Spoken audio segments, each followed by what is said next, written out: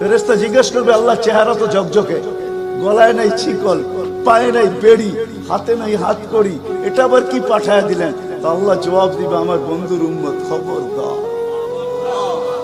তো ফেরেশতা মালিক জিজ্ঞেস করবে দারোগা হাত করি নাই কেন?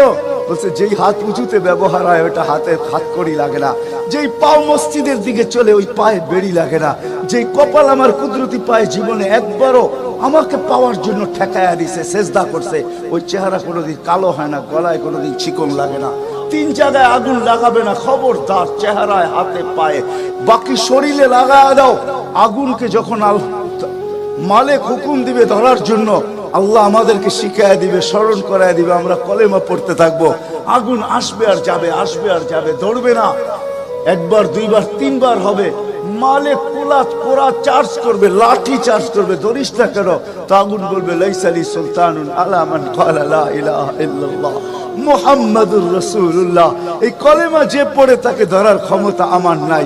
তারপরে আল্লাহ নিজে কি করবে? ইমাম কুরতুবী রাহমাতুল্লাহ আলাইহি লেখেন ফাআমাতাল্লাহু মাউতাতান, আল্লাহ আমাদেরকে ঘুম পড়ায়া দিবে।